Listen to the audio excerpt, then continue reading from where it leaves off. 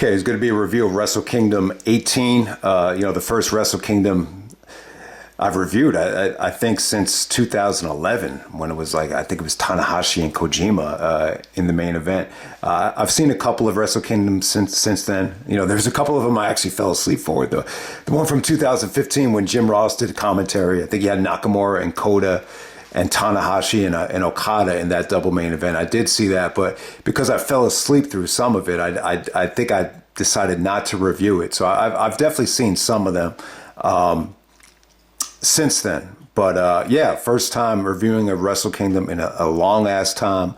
The show as a whole was kind of a chore to sit through. It was just like, man, I can't wait for this match and I can't wait for that match. But overall, it still gets a thumbs up for me. There's nothing on this show that's gonna, reach the level that Omega and Ospreay did from last year. Like, there's not a 5-star match, there's not a 6-star match, but there was just a lot of good quality matches. I think in the second half of the show. I'll say this: Tonga and Shingo really was the first match that really got the show going.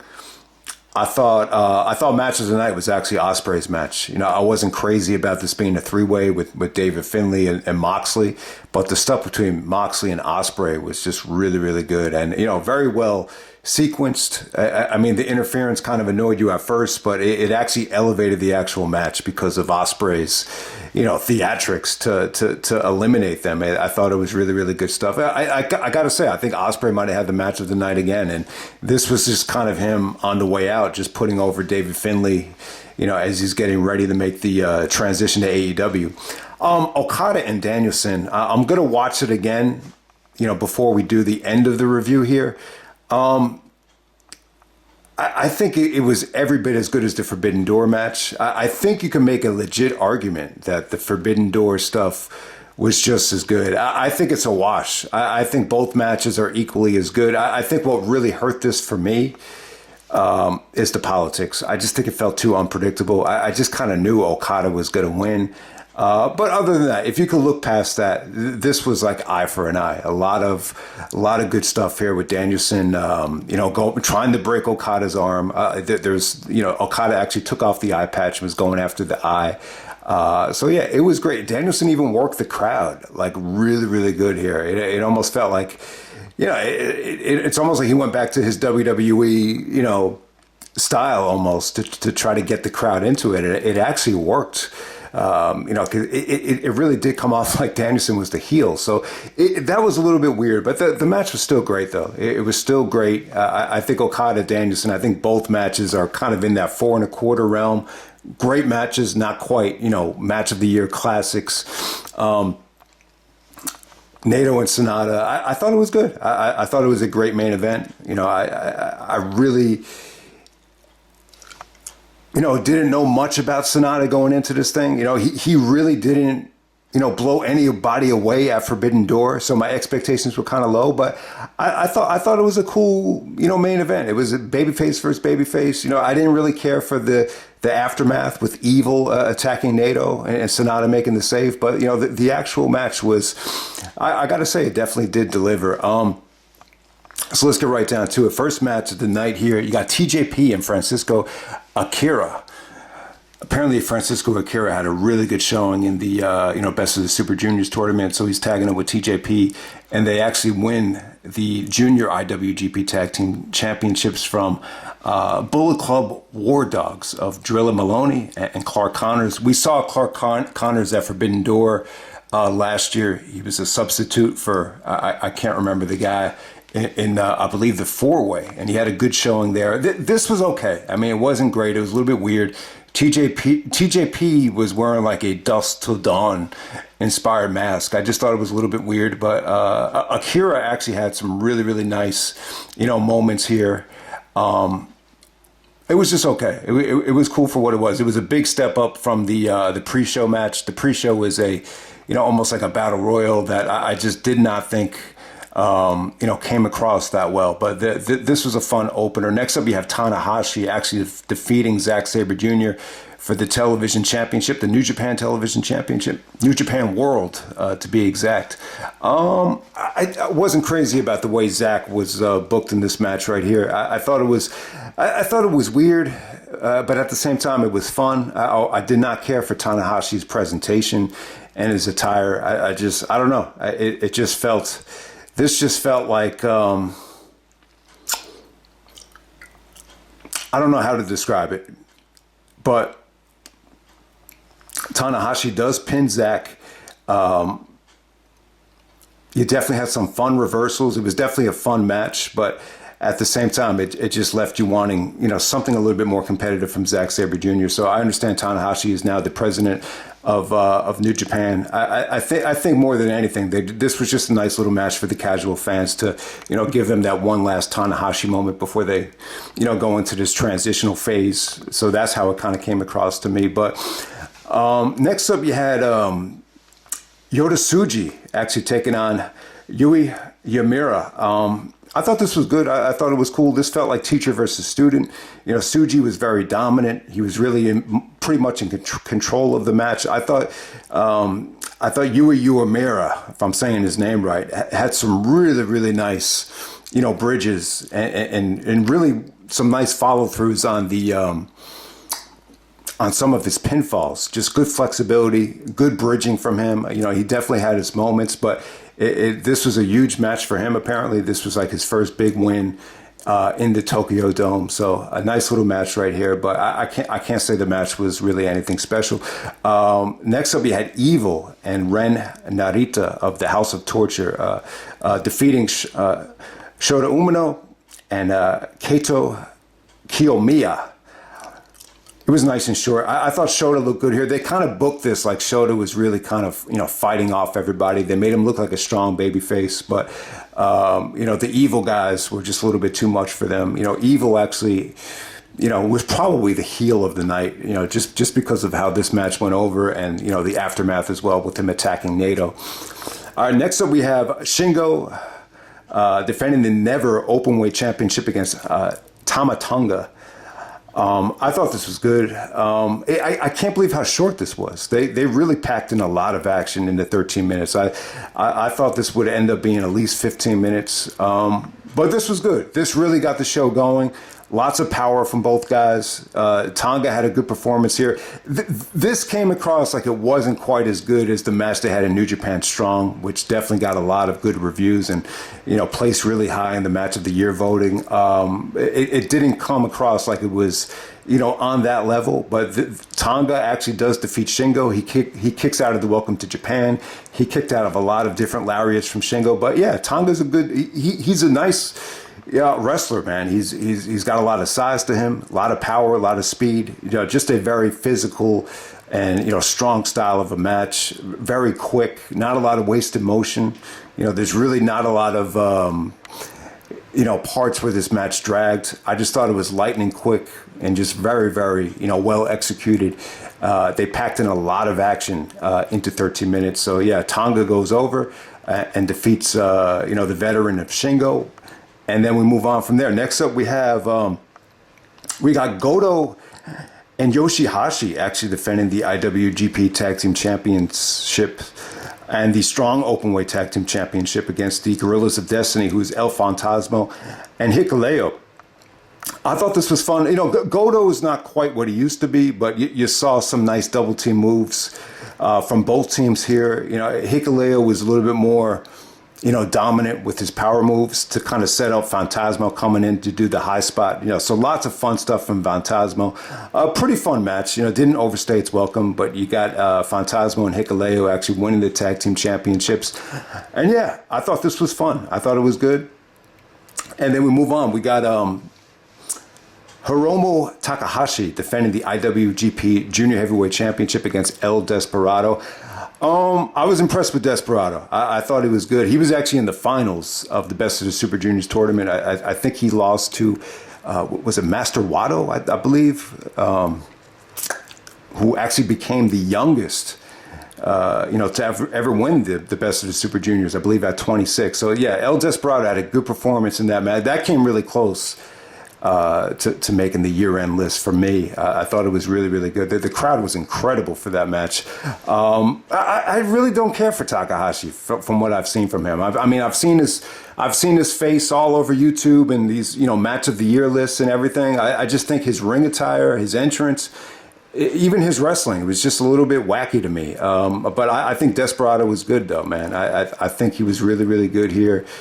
He definitely felt like the better performer. You saw a lot of good stuff off the top rope, a lot of, good selling with the eye injuries. Desperado kind of reminds me of, Curry, man, Christopher Daniels with his moveset. You saw him actually win this match with the spike pile driver combination into the angel wings. So I thought that was good. So Desperado, I thought he was the star of the match, and the right guy went over. It was pretty good stuff. The Takahashi guy, he seems a little bit, weird. I don't know if this was just a bad night for him, but I just wasn't digging, the whole presentation. But, he wasn't, the match wasn't bad though. It was actually a really, really fun match. To say the least. And next up we have, arguably the match of the night. You got Ospreay defending the IWGP Global Heavyweight Championship against Jon Moxley and David Finlay. I thought this was great, man. Great stuff. Wasn't crazy about Finlay being involved in the match. So Finlay, he doesn't look anything like his father, but he does use the shillelagh. He did wrestle, that kind of style of the match where he's really trying to pick his spots and just kind of seize the moment and steal the victory. He actually had interference from his guys that actually came into play. At first, I was a little bit annoyed by it, but it actually was pretty cool to see Ospreay actually take them out with the the box cutter and the ace crushers. And Ospreay and Moxley definitely did neutralize them, so it didn't take away from the match too much. But I thought Moxley came to play here. I thought he was great. Just really intense. Obviously, he got bloody again, but I think the stuff between Ospreay and Moxley was just really, really good. I think, Moxley in Japan, you could tell, like, it was even he kind of turned it up a notch from what he usually does. And you got to give him credit as well, to be able to, have that classic with Eddie Kingston and to be able to turn around and get on the flight and to have the match of the night at Wrestle Kingdom. You give him a lot of credit, just like Danielson. Danielson kind of had an easier night at World's End, when you look back on it. But yeah, I thought this was great. There were some really beautiful sequences from the Death Rider and, Ospreay actually no sells the paradigm shift and then right into the running blade. I thought all of this match was just awesome. It was just really well executed. Finlay definitely had his moments. You could tell he's very influenced by Roderick Strong with the backbreaker, even Adam Cole with that suplex, with the knee digging into the neck. I thought he had his moments here. So he actually steals the victory after Ospreay just annihilated Moxley with one of those running blades, man. So you definitely had some good stuff here. It was really intense.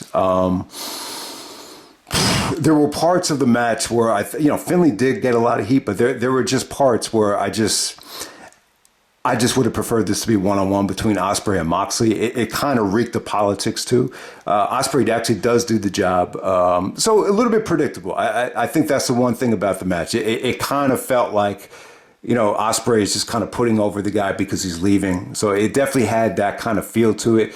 You would, if Ospreay was not leaving, you would think they would have booked him in something a little bit more competitive than this. This was just very story driven with the Finlay theatrics. But Finlay's good though. He's pretty good. I wouldn't say he's great. And, along with Evil, he probably got more heat than anybody on this show. Okay, so next up we have the match that we all wanted to see, the rematch between Okada and Bryan Danielson. As we all know, they had the main event at Forbidden Door 2 back in Toronto. Bryan Danielson ended up breaking his arm in that actual match, but he still actually went over Okada, which is a little bit weird. Danielson kind of talked about it in the press conference. He said he was a little bit disappointed. I don't know if he was actually disappointed in the actual match, but I kind of noticed it as well. I think Okada, for this Wrestle Kingdom match, I think he was a little bit more fired up. I think he kind of understood more than anything, just how big of a deal it is to be in the ring with Bryan Danielson. Back at Forbidden Door, I just thought Danielson was like electric, but I just don't think Okada really matched, Danielson's intensity. I mean, it's gonna be weird. There's things about the Forbidden Door match that I think do put it over the top. The final countdown, the fact that it got the main event. Danielson, being so ambidextrous and being able to make Okada submit. It was a pretty cool match. It just didn't blow me away. I just think it kind of paled in comparison to some of the stuff that went on earlier in the show. Obviously, Ospreay and Omega, the match of the year. This was still good though, man. This Wrestle Kingdom match, I could actually be 100% honest. I could see more people actually preferring this match. You didn't have like a bogus injury that is going to hurt this thing. I thought you had a good story here, with Danielson actually saying, I'm going to break his fucking arm. And if you notice, like Danielson, he hasn't been in Japan for a while. And I do want to kind of touch on Danielson's history with New Japan. But, even going back to the few times when Ring of Honor went to Japan, Danielson cursed a lot in Japan. I guess because they didn't really understand the language, he could get away with it. Maybe it's kind of magnified because you had that one fan chanting, "You're going to get your fucking head kicked in," when he wrestled Go Shiozaki, and Danielson started cracking up. But I did notice that. So Danielson definitely went after the arm. And God, there was some really, really good submission work from Danielson. Once again, he did the Forbidden Door submission where he kind of locked in, both arms. So Okada really had to struggle to get the rope break. It was almost like a bow and arrow abdominal stretch where both arms are immobilized. Okada, probably one of the better rope breaks of all time. How he almost, was faking the submission and then just barely used his feet to kind of, maneuver to the ropes. It was a really, really good rope break. That was definitely the highlight of the match for me. I will say this, some of the sequences where Okada is going after the eye, not as engaging as when Danielson was wrestling Andrade a couple weeks ago in the rematch with Andrade actually going after the eye and Danielson started all bleeding. That felt a little bit more violent. I think a lot of it had to do with Andrade's the reason why Danielson had the bad eye, so that felt a little bit more dramatic. But it was still good stuff. You had the eye for an eye, the arm for an arm. Danielson talked about how he's not able to drive and take his kids to school and he's not able to use his right arm. So he's been kind of miserable with some of these nagging injuries the last couple of months. But yeah, I mean, it was good stuff here, man. Really some of the best stuff in the match just featured, Okada just having to use that beautiful drop kick to kind of, fight off Danielson's, running knee strike, the Biseiku knee. I mean, that was some of the best stuff in the match, just to kind of break Danielson's momentum, because he did start using, the running knee, even on the outside and in the ring several times to build momentum, and Okada had to suck it up and just, cut him off with the drop kick.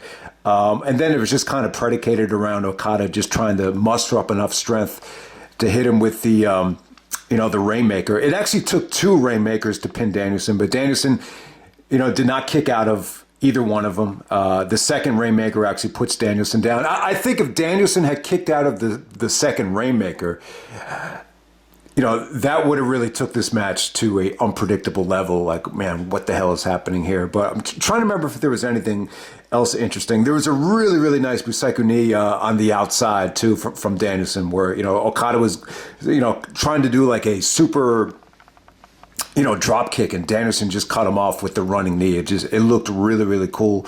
But yeah, I mean, great stuff between both guys. Like I said, man, Danielson really, worked the crowd well here.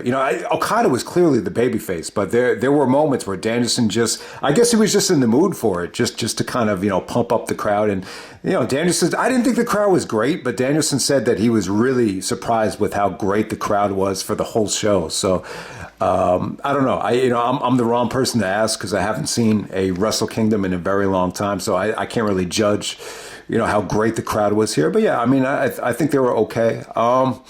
Yeah, great stuff between Okada and Danielson. Really, really good stuff. Arguably the match of the night. You could definitely argue that this was, the better match, because you didn't have the bogus injury and. I would agree with Danielson. It definitely felt like Okada, didn't really match Danielson's intensity. That's exactly what I said during the review, and it seemed like Danielson kind of felt the same way. I don't know if that was more storyline driven, but yeah, he even said Okada's the best wrestler in the world. So yeah, I mean that was pretty cool. You had a really nice press conference here. I just want to touch on this as far as Danielson and. What really surprised me, during some of the pre-match interviews, Danielson was saying that this was his overall goal, the wrestle in Japan. He's not going to say it now, but he actually mentioned, he grew up watching a lot of American and Canadian wrestlers that transitioned to Japan. That leads me to believe that Chris Benoit was a huge influence to Danielson. He even said it at, the match where he wrestled Shelley. What was it called? Arena Warfare. That's the show where he really put over Chris Benoit as his absolute hero. When you hear Danielson talk about like who he grew up looking up to, Malenko kind of replaced Benoit. But you get the point. He wanted to go over to Japan because that's where his heroes wrestled, and ultimately he wanted to wrestle in Japan full time. That was his main goal. And when you look back on it, that's what might have started some of the gripes between Punk and Danielson. It definitely came out that Danielson and Punk, were at odds, right before Punk got fired. I think a lot of it just had to do with the Cabana stuff and the Jack Perry stuff. But yeah, Danielson was really, disappointed that New Japan stopped booking him in 2004. It sounds idiotic because, the New Japan Ring of Honor show was horrible in 2005. So just to think that Danielson wasn't good enough to be booked in New Japan in 2004, it sounds laughable, but Danielson was just saying that the company's totally transitioned since then. It's just so much better, so much more well-rounded. But yeah, and Danielson just said he has no regrets on how his career turned out. It turned out really well. But yeah, I mean, this has got to be up there with one of the more, bigger matches in Danielson's career. It's got to be top 5. He main evented WrestleMania twice. So WrestleMania 30 is always going to be number 1 because of the, the opening match and the closing match. That's such a great show because of Danielson. The other WrestleMania against Roman and Edge, you got to put that up there. Main eventing SummerSlam against Cena is definitely a big match. I think Forbidden Door is definitely up there as well. But, the Manhattan Center match against Kenta, where he's right outside Madison Square Garden, and he just says, Kenta, to beat me, you could have to kill me, because tonight's the night I'm building my legacy. I think in terms of Danielson taking his career to the next level, I think the Kenta match is always going to be, you got to put that in there as being one of the more important matches in Danielson's career, because that was the first ever Manhattan Center show, Grand Ballroom. I think that was a huge match as well for Danielson. But this has got to be up there. I mean, maybe not his first appearance in the Tokyo Dome, I'm not sure, but definitely Danielson's first Wrestle Kingdom. So it's always going to be a great match. Yeah, I mean, the more I look back on it now, I think you could prefer this over Forbidden Door. I didn't put Forbidden Door on my list. I think a lot of other people have, especially for the top AEW matches of the year. That's definitely within the top 25, but you could definitely argue that this was a little bit more of a positive experience, I think, for both Okada and Danielson, when you look back on it. All right, and next up we have the main event. We got Sonata defending the IWGP Championship against Nato. So I believe last year, I think it was in April, Sonata beat Okada. Was it at Genesis? I can't remember the exact show, either Genesis or maybe Dominion. And Nato won the G1 Climax tournament to secure this title shot. I thought it was pretty good. I would say this. I would say, I haven't seen every single IWGP championship match at Wrestle Kingdom, but I would just assume this is probably in the weaker half, maybe in the middle.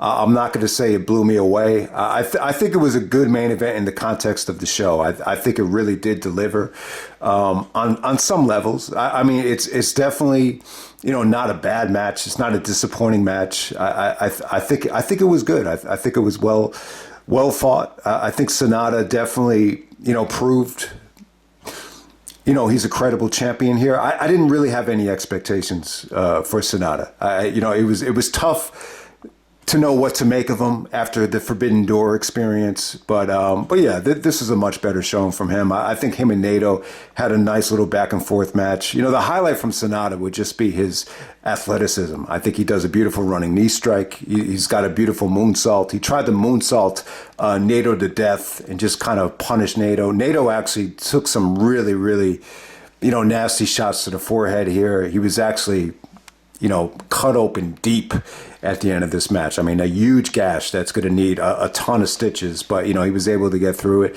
Yeah, I think this is another great performance from Nato. Nato is a hell of a...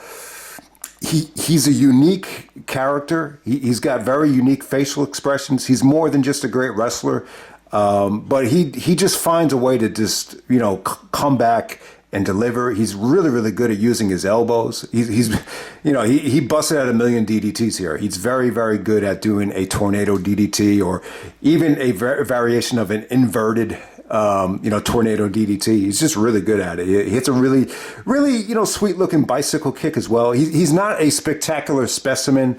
I don't know if Nato would ever be a great fit in the WWE, but I think in Japan, he's just become a really reliable dude. From what I've seen, this version of Nato, he's still in his prime, and he still always, pretty much delivers. Like from what I've seen, I mean, this guy has had some of the best stuff of the year. So definitely a satisfying main event. I could have done without the aftermath. I was kind of burned after that. This is the first time I sat through a whole Japanese show in a long ass time. So. Forgive me if we had a tough time with this review, but I think the main event was good. I don't think it was the match of the night, but I definitely think it was. You could argue that it was a great match. It's not a classic. It's nowhere near some of the best Wrestle Kingdom main events, but I think you could actually argue that it was better than last year's main event with Jay White and Okada. I really think he could. That's a tough call, though. I think he could go either way on that. But yeah, so when you look back on it now, it looks like Tonga is thinking about leaving Japan because he just misses his family. He was talking about how his father had left him, to go to work when he was a kid. So, that's something you could take out of the press conference. Dolph Ziggler actually attacked Finlay. So it looks like we're going to be getting Dolph Ziggler and Finlay over the global championship. Moxley had a really cool press conference. He said, there's too many belts in Japan. There's too many belts in AEW. Can't remember the name of the belts. But for some reason, Moxley say he hated 2023. The year sucked. Welcome to the club. Yeah. So in 2024 is going to be his year. So really interesting press conference from Moxley. Ospreay just kind of, was basically his farewell. Did say he wanted to wrestle Okada, one more time. He was disappointed he didn't get to wrestle Okada on this show for the championship, but it looks like they might do Ospreay and Okada, one last time before Ospreay, bows out gracefully. What else here from the press conference really stood out? Zack was just saying that Tanahashi is a great fit for the TV title because the matches are 15-minute time limits and he could, get back to the office. So that's really all you take away from that. But yeah, the Tonga, I'll tell you this. So when you look back on the show, the Tonga Shingo match definitely did deliver. It was a lot better on the first watch than the second watch. Some of these matches I wanted to watch over again. Shingo and Tonga was definitely one of them. The Desperado performance was really, really good. Yeah, there was some crazy post-match stuff in the press conference with El Desperado, but I thought his performance was really good. I really like El Phantasmo. I thought the match he had with Ospreay in the G1 was like one of the most fun matches of the year. So he's a unique personality. I don't know what nationality he is, but he's definitely not Japanese, but he's very, very unique. So I enjoyed his match. The Finlay, Ospreay, and Moxley triple threat was really, really good. I mean, there's going to be a little bit of gripes about, the way Finlay won. And, but, it definitely feels, and I didn't even think about it, but it definitely feels like you're going to get Ospreay and Moxley at, possibly Revolution. It feels like they're kind of building to that. And, it would have been cool for them to wrestle here, but you definitely understand it. They didn't want Moxley to do the job here. Ospreay does take the pinfall there. So, yeah, Okada and Danielson, I think we talked about it enough. Now, Sonata's kind of a unique individual. I think he's a little bit small, though. I think if he was a little bit taller, like Okada is, they might really, get behind him the way they did with Okada. But he definitely has the look. He definitely has the ability. I just think maybe his size is definitely kind of holding him back, because in the ring attire too. The ring attire, I don't know what it reminded me of. The kind of a combination of Brian Pillman and Jimmy Jacobs with the ring attire. But I could definitely see why Sonata had a little bit of a reign here. There's definitely a little bit of a comparison to Antonio Inoki by the way he dresses and the way he kind of carries himself. So, but hey, Naito wins the championship. It must have been again. I mean, how many times has Naito won the championship by this point? He's definitely won it a couple of times, I believe. And I believe this is not even his first Wrestle Kingdom main event. So, but yeah, man, look forward to some other New Japan stuff. This isn't going to be a permanent thing. This was cool to get the subscription to New Japan. It worked out well because, I checked out some of the best stuff of the year. And then you get Wrestle Kingdom as well, so you really get your money's worth. But this might be something I do, a couple times a year. I might subscribe, during the half year and maybe at the end of the year. But there's no way I'm going to be able to, review every single, New Japan show. But I won't deny it, though. They've had a great run. The company has been awesome last couple of years. There's just so much stuff you could go back and check out. So it's definitely a good deal. So yeah, if anybody has any video ideas until the subscription ends, I like to, hear some video ideas. But my initial idea is to do a mixtape review of all the IWGP Championship matches at Wrestle Kingdom. I'm not gonna have enough time to review every single Wrestle Kingdom. I really did want to do something with AJ, like do an AJ Styles mixtape. I'm not sure if I'll get to that. I still want to do like a Survival of the Fittest Part 2 for Ring of Honor, because I still got the Honor Club stuff. So we'll see what happens, man. This was definitely a fun show. I'm not going to say that it's going to be a show of the year contender or one of the best Wrestle Kingdoms of all time, but I think the show definitely delivered in its own way. The attendance looked pretty disappointing. 27,000, is that low for Wrestle Kingdom? Considering that we're out of the pandemic, I would say that's kind of disappointing, but I don't know. You guys will know better than me if that's a low number or not. But I'll end it right there. That's Wrestle Kingdom 18, and I'm out.